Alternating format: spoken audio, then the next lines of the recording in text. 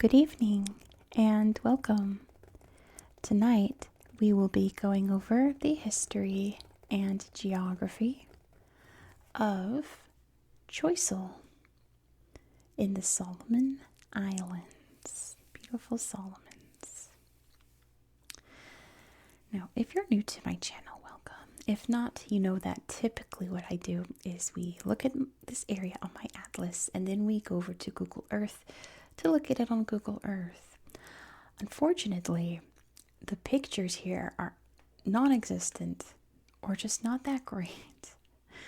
It looks awful on Google Earth. So any Solomon Islanders out there, head over here, start taking some pictures, upload them to Google, and maybe we'll revisit it. Only if you do that, though. For example, there is an island right here called Taro. You can see it's a little tiny island just off the coast there, which is technically the capital of the province. It's where it's all administered. You can see the airport's there. Everything's there on Taro. It is completely pixelated on Google Earth. You can't see anything there. So, that's the one place where there would be stuff to see, and it's all pixelated, and you can't tap on anything. It's absolutely rotten.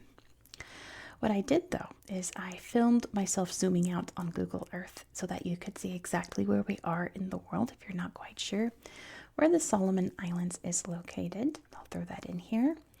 The Solomon Islands is located in an area of Oceania known as Melanesia. There are three parts of Oceania: Melanesia, Polynesia, Micronesia.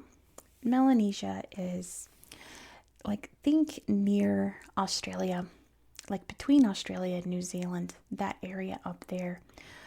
Papua New Guinea, the Torres Strait Islanders are Melanesian, all of those, Melanesia. Named so because the people here have very, very dark skin. They have lots of melanin, Melanesia. Choiseul is known here as Lauru. Choiseul, I guess, is its colonizer name, which of course was pronounced Choiseul when the French named it. This has since turned to Choiseul when the area started speaking English. The other islands of this province, like I said, includes Taro. It also includes, I forgot to talk for a second, includes Vagina down here and Rob Roy Island there. The whole island is very thickly forested. There really aren't very many roads or settlements. You could see all the little towns, but they are very small. It's all thickly forested. Mount Maitombe is in the center right here, rising up high. And yeah, that's pretty much the geography. We're right across the way from Bougainville, which is still part of Papua New Guinea. They're working toward independence right now. Very exciting. Yeah, we're kind of in the upper corner of the Solomon Islands here. So, of course, people have been living here for a long, long time, the Solomon Islanders, who, of course, call this island Lauru, like I said. The Spanish sailed by in 1526. They named it San Marcos. No one really calls it that anymore. But when Monsieur Bougainville was sailing by, naming Bougainville Island, he named the island Choiseul in 1768. And that name kind of stuck. Now, it seems during this time there were a lot more islanders living here, Solomon Islanders, than today. A lot of reasons that the population here declined, one of which was headhunters from a nearby island hopping over and attacking, hopping back. Apparently a big problem for quite a while until the British took over and they finally calmed down with headhunting, evidently. Various traders and whalers would stop by the island here. Not just bringing goods from Europe and North America, but also diseases which killed many islanders. And there was also the practice of blackbirding, which for the most part would be Europeans and Americans, white people, coming by and being like, hey, we've got a great opportunity for you on X island, usually Fiji, French Polynesia, somewhere out there. We got lots of farming. You're going to get paid so well. You're going to come home rich. What do you say? We want to hire you. And these people would hop on the boat and they would never return. And they would be treated essentially as slaves over on the islands. Like I said, usually Fiji, but lots of the other islands around there as well. It's known as blackbirding. Also, sometimes people just came and snatched people and took them, saying, you're hired, get on the boat now, against your will. So yes, the population dwindled after outsiders became more invested in the Solomon Islands area. In 1884, the island fell under the control of German New Guinea. But it wouldn't be there for long. In 1899, it would be ceded to the British and become part of the British Solomon Islands, which is probably when the names switched. My goodness, I cannot talk. Switched from Choiseul to Choiseul.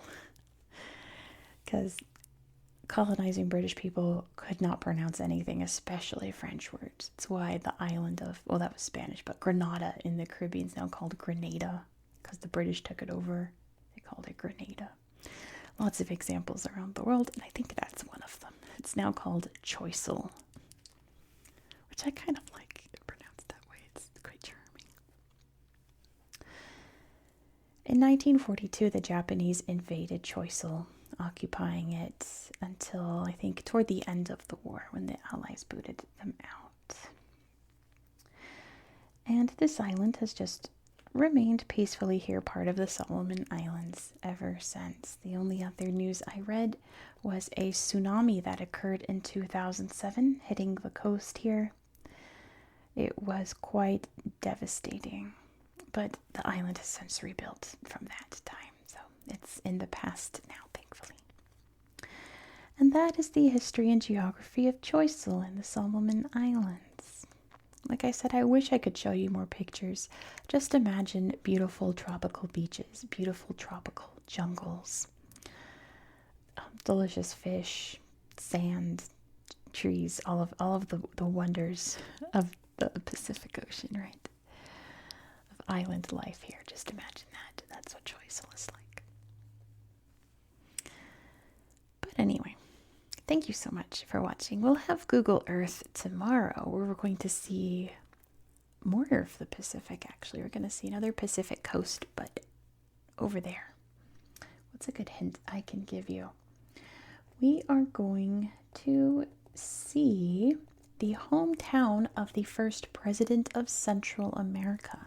And if you're like, Miss Geo, Central America's not a country, well, then I guess you'll have to watch to find out what exactly I'm talking about.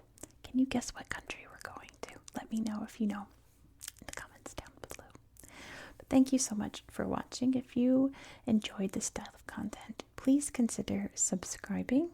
Don't forget to hit that thumbs up. And if you can, please hype this video. Hyping videos really, really helps out with pushing these videos out to more people. So I'd greatly appreciate if you took the time to do that. If you have hype points to give out, I'd appreciate that.